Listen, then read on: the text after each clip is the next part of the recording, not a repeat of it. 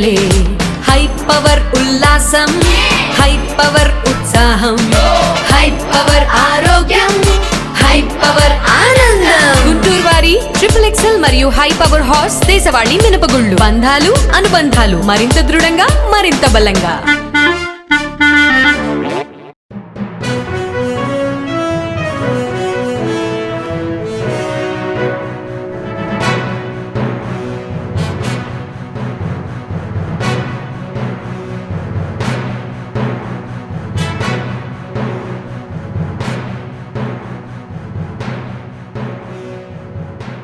నమస్కారం. NXT G News కి స్వాగతం. ఈనాటి వార్తా విశేషాలు. భారత అభివృద్ధిని ప్రపంచ దేశాలు గమనిస్తున్నాయని ఏపీ సీఎం చంద్రబాబు అన్నారు. ఇటీవల దావోస్ పర్యటనలోనూ దీన్ని గమనించానని చెప్పారు. గతంలో ఐటీపై ఇప్పుడు ఏఐపై దృష్టి పెరిగిందని అన్నారు. ఢిల్లీలో నిర్వహించిన మీడియా సమావేశంలో ఆయన మాట్లాడారు. ఏఐ సాంకేతికతలో భారత్ ముందుందని చెప్పారు. ప్రపంచ దేశాల్లో మన దేశం పేరు మారుమ్రోగుతుందని అన్నారు. 2047 నాటికి అభివృద్ధి చెందిన దేశంగా భారత్ నిలుస్తోంది. వికసిత భారత్ లక్ష్యాలకి అనుగుణంగా బడ్జెట్ కేటాయింపులు ఉన్నాయి. మౌలిక సదుపాయాల కల్పనకి అత్యంత ప్రాధాన్యత ఉంటుంది.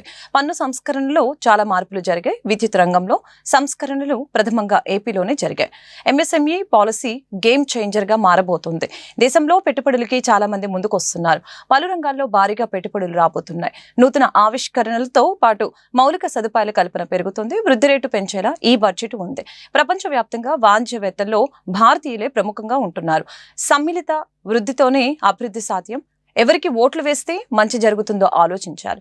ఢిల్లీలో వాతావరణ కాలుష్యంతో పాటు రాజకీయ కాలుష్యం కూడా ఉంది. అభివృద్ధికి ఢిల్లీ ఆమడ దూరంలో ఆగిపోయింది. సమస్యల వలయంలో చిక్కుకుంది. అభివృద్ధి కావాలంటే భాజపాకి ఓట్లు వెయ్యాలి. ఢిల్లీలో భాజపా గెలుపు దేశ ప్రగతికి మలుపు అని తెలిపారు. మనందరి ఆత్మ గౌరవం. ప్రపంచం మొత్తం భారతదేశానికి వస్తే మొట్టమొదటి వచ్చే ఢిల్లీకే వస్తారు.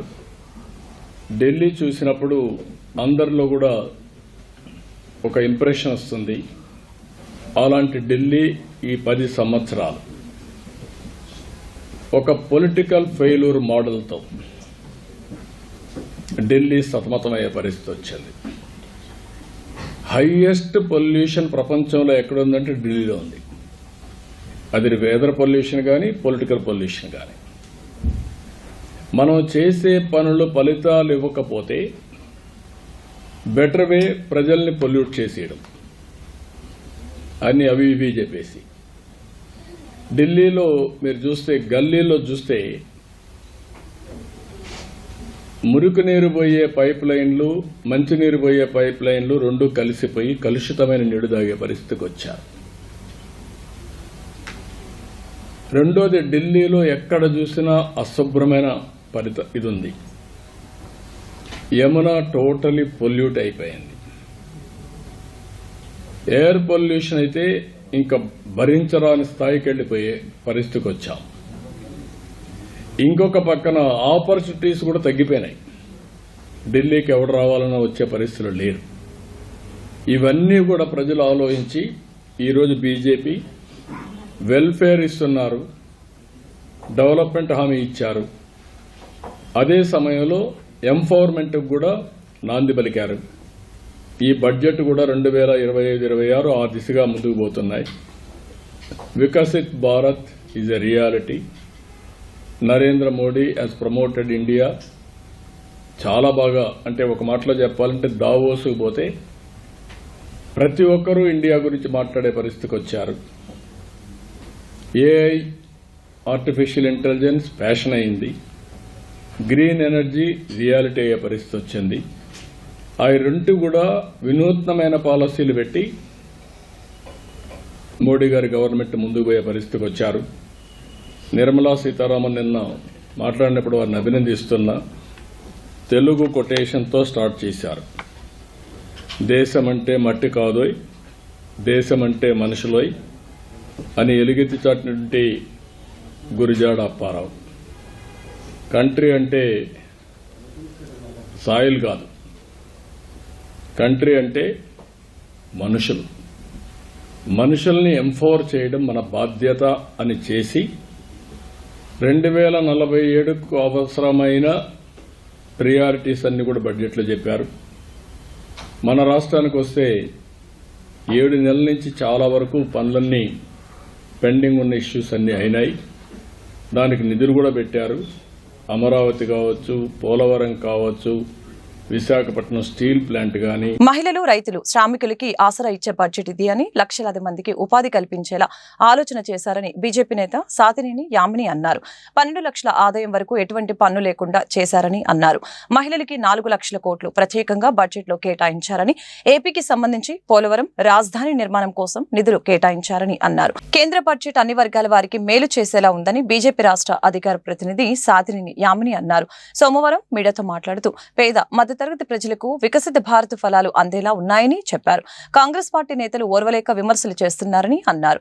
వైసీపీ పాలనలో కేంద్ర పథకాలకి స్టిక్కర్లు వేసుకున్నారని తెలియజేశారు.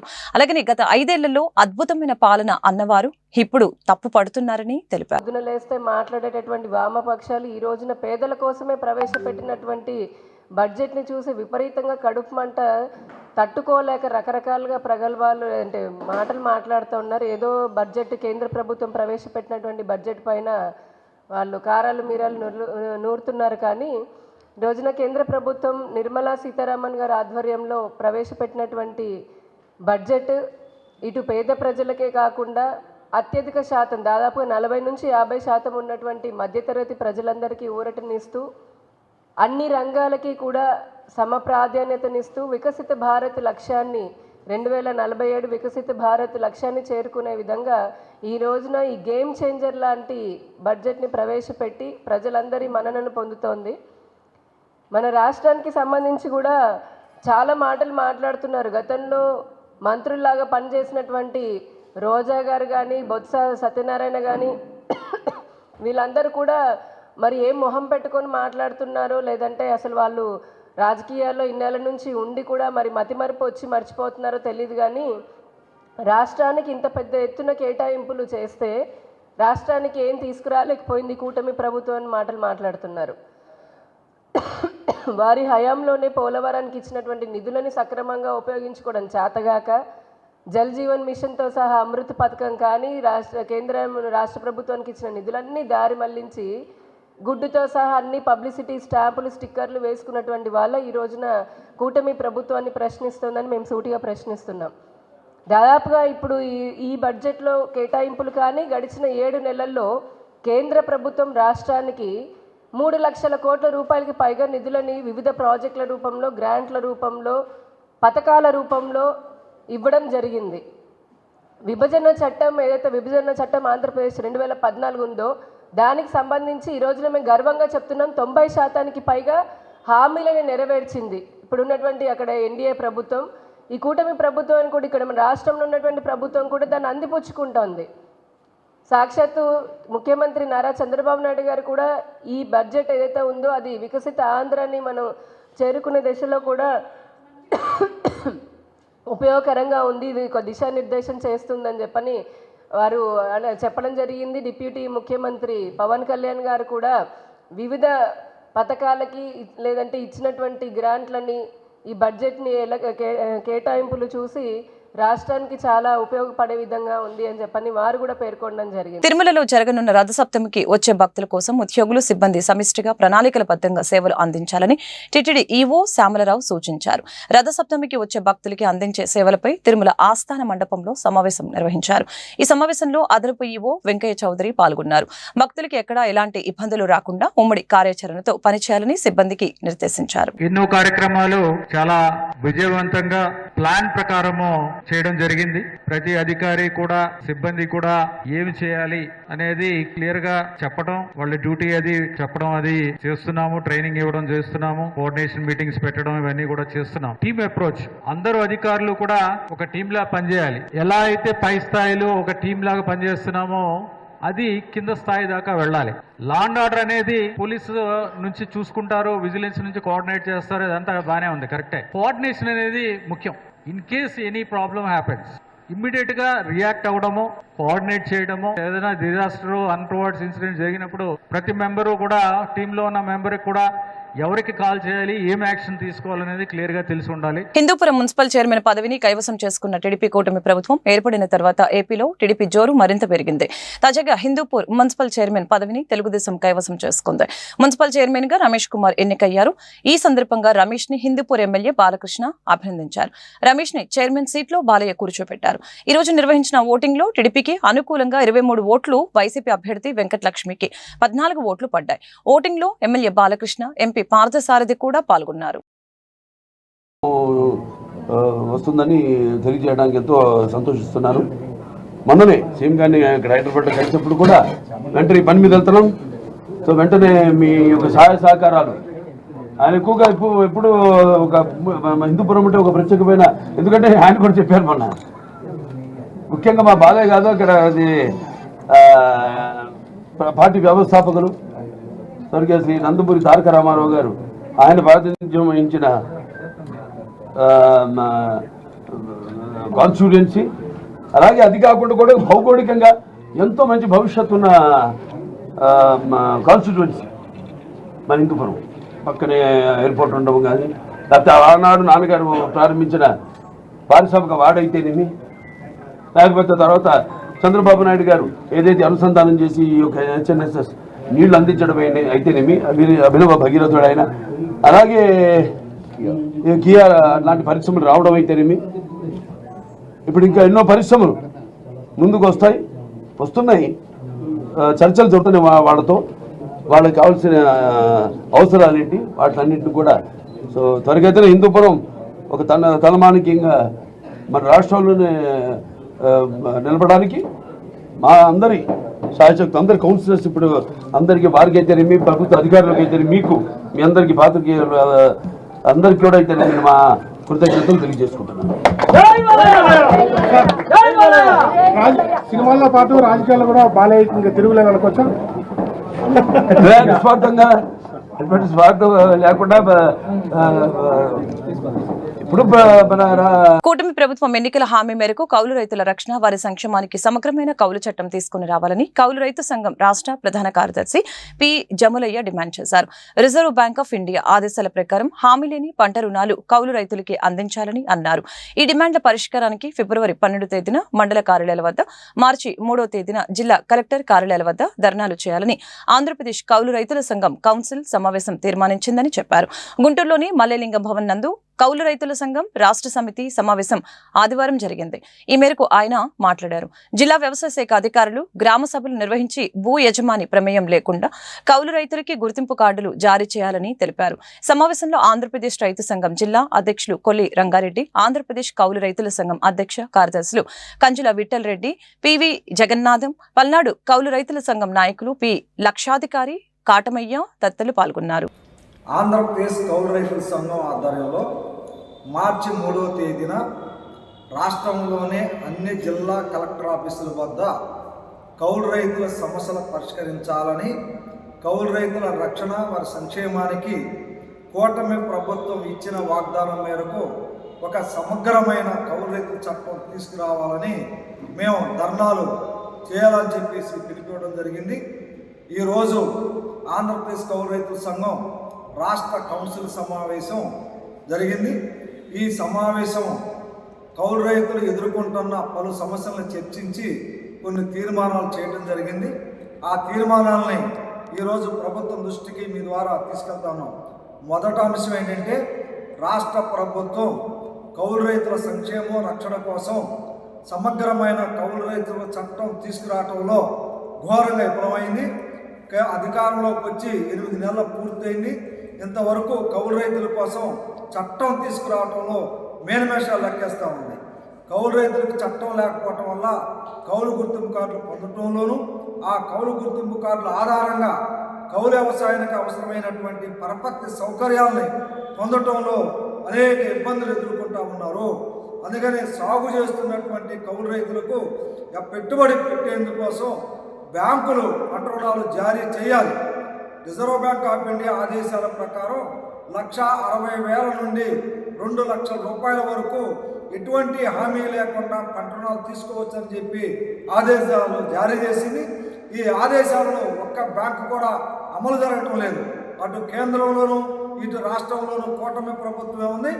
ఈ ప్రభుత్వాలు కూడా చెప్పేది ఏంటంటే రైతుల్లో ఆత్మహత్యలు నివారించాలంటే బ్యాంకులు రుణాలు ఇవ్వాలని చెప్తా ఉన్నారు. ఇవ్వాలని చెప్తే బ్యాంకులు ఇచ్చే పరిస్థితి లేదు.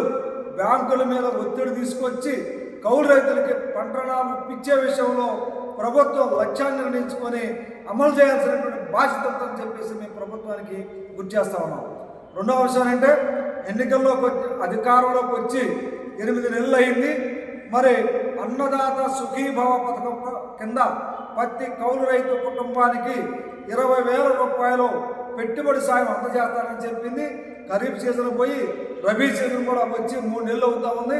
ఇంతవరకు పెట్టుబడి సాయాన్ని అందించలేదు. కేంద్ర ఆర్థిక మంత్రి నిర్మలా సీతారామన్ పార్లమెంట్లో ప్రవేశపెట్టిన సాధారణ బడ్జెట్ రాష్ట్ర ప్రజలకి తీవ్ర నిరాశ కలిగించిందని శాసన మండలిలో విపక్ష నేత బొత్స సత్యనారాయణ పేర్కొన్నారు.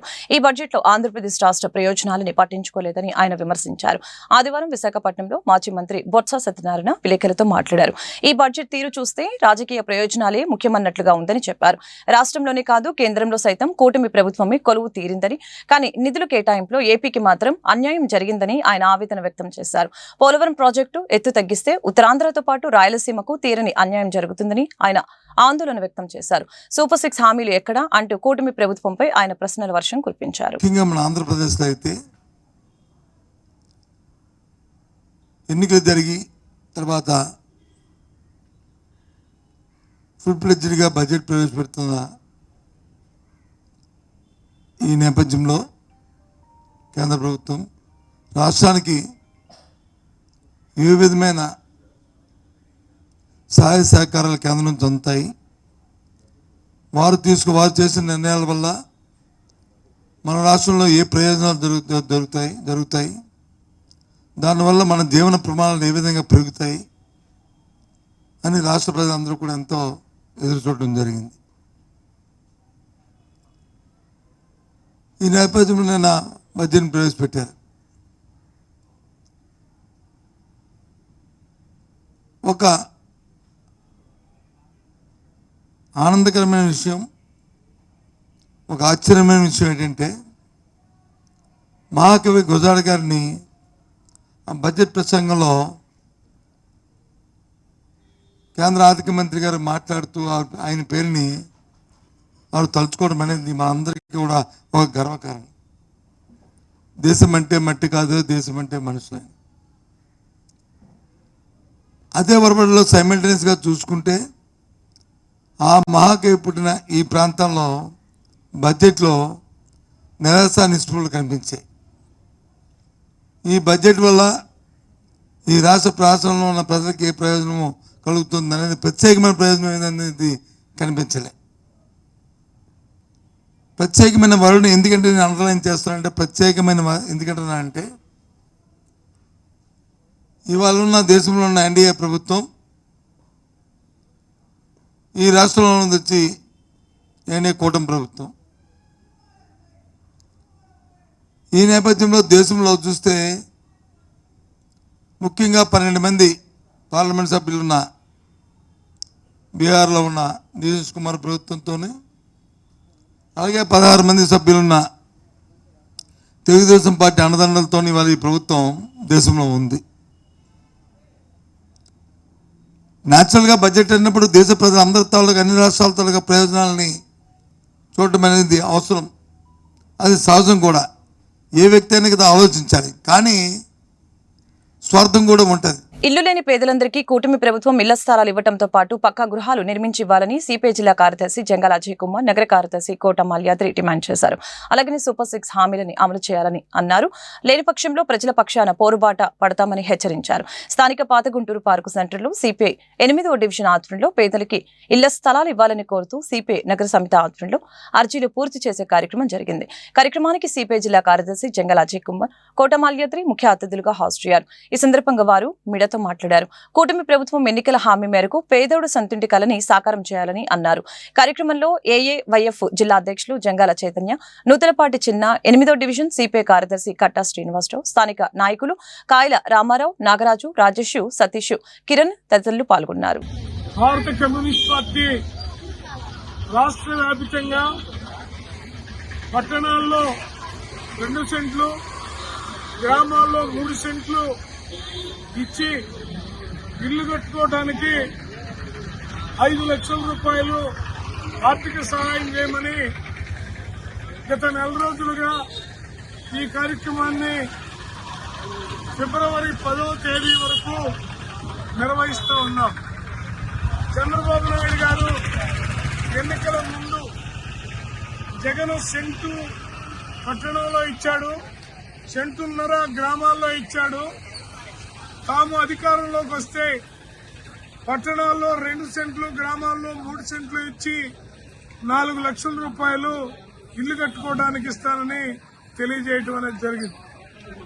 ఆ పథకాన్ని సక్రమైన పద్ధతుల్లో త్వరితగతిన అమలు జరపాలని కోరుతూ సిపిఐ నాయకత్వంలో రాష్ట్రంలో ఉన్నటువంటి అన్ని సచివాలయాల పరిధిలో అప్లికేషన్లు పూర్తి చేసి స్థానిక సచివాలయాల్లో అందజేస్తా ఉన్నాం. పాత గుంటూరులో ఈరోజు 8వ డివిజన్లో ఈ కార్యక్రమాన్ని పెట్టి నిర్వహిస్తా ఉన్నాం. ఈ పాత గుంటూరు పరిధిలో ఉన్నటువంటి అన్ని డివిజన్ల ప్రజానీకం ఈ రోజు ఉదయం నుంచి సాయంత్రం వరకు, అంటే ఆదివారం ఉదయం నుంచి సాయంత్రం వరకు ఈ అర్జీలు సిపిఐ కార్యకర్తలు, యువజన కార్యకర్తలు వాలంటరీగా ఈ అప్లికేషన్లు పూర్తి చేస్తా ఉన్నారు. ₹1 మీకు ఖర్చు లేకుండా అప్లికేషన్లు కూడా కమ్యూనిస్ట్ పార్టీ ప్రొవైడ్ చేసి ఇస్తా ఉంది. దీన్ని రేపు ఉదయం అనగా సోమవారం ఉదయం 11 గంటలకి స్థానిక సచివాలయంలో ఈ అర్జీలన్నీ కూడా అందజేయడం అనేది జరుగుతుంది.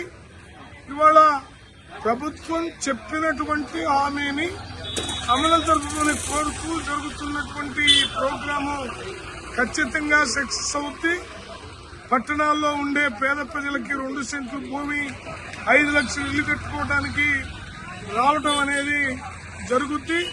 ఇలా ఇస్తామని కేబినెట్ లో చంద్రబాబు గారు రాష్ట్ర వ్యాప్తంగా భారత కమ్యూనిస్ట్ పార్టీ ఆధ్వర్యంలో పట్టణాల్లో 2 సెంట్లు ఇవ్వాలని, అట్లాగే పల్లెల్లో 3 సెంట్లు ఇవ్వాలని జగన్మోహన్ రెడ్డి గారి కాలం నుంచి కూడా, అంటే ఆ రోజు అప్పటికే 1 సెంటు స్థలం 32 లక్షల మందికి ఇచ్చానని జగన్మోహన్ రెడ్డి గారు చెప్పిన సందర్భంగా సెంటు స్థలాలు 2 సెంట్లు ఇవ్వాలని పట్టణాల్లో, మరి పల్లెల్లో సెంటున్నర బదులు 3 సెంట్లు ఇవ్వాలని ఆ రోజు ఆందోళన సిపిఐ ప్రారంభించడంతో పాటు మరి గతంలో మరి ఇచ్చిన జగన్మోహన్ రెడ్డి గారు ఆ తాలక ఆ ఇచ్చిన 1.5 లక్షలతో ఇల్లు కట్టుకోవడానికి సాధ్యం కాక మరి అన్ని కూడా అట్లా నిలిచిపోయినాయి. ఈ పరిస్థితిలో మరి ఎలక్షన్లు రావటం, ఎన్నికల్లో కూటమి ప్రభుత్వం పట్టణాల్లో 2 సెంట్లు ఇస్తానని, అట్లాగే పల్లెల్లో 3 సెంట్లు ఇస్తామని హామీ ఇచ్చారు. అట్లాగే నిర్మాణానికి 4 లక్షలు ఇస్తామని చెప్పారు. మరి ఇప్పుడు 7 నెలల దాడి పూర్తి అయిపోయింది. ఇప్పటికి కూడా ప్రారంభించని పరిస్థితిలో సిపిఐగా పోయిన నెల 24వ తారీఖు నుంచి కూడా సచివాలయాల్లో ఎవరైతే అర్హులు ఉన్నారో వాళ్ళందరూ కూడా మరి అర్జీలు పెట్టించి సచివాలయాల్లో ఇస్తా ఉన్నాం. అప్పుడు మరి 2 సెంట్లు పట్టణాల్లో ఇచ్చి నిర్మాణాలు 4 లక్షలు ఇస్తా ఉంది. దాని ఇసుక, ఇనుము, కంకర అన్ని రేట్లు పెరిగింది కాబట్టి 5 లక్షలుగా ఇచ్చి మరి నిర్మాణాన్ని త్వరితగతిన చేపట్టాలని సిపిఐగా కోరాం. ఈ మధ్య కేబినెట్ లో చంద్రబాబు నాయుడు గారు కూడా మరి 2 సెంట్లు ఇస్తామని, 4 లక్షలు ఇస్తామని మరి చెప్పారు. దానికి సంబంధించినటువంటి హామీని సిపిఐగా స్వాగతిస్తూ 4 లక్షల బదులు నిర్మాణానికి 5 లక్షలు ఇవ్వాలని సిపిఐగా డిమాండ్ చేస్తూ ఈ ప్రాంత ప్రజలందరి చేత కూడా ఈరోజు 8వ డివిజన్ లో గుంటూరు నగరంలో మరి ఈ కార్యక్రమాన్ని నిర్వహిస్తా ఉన్నాం.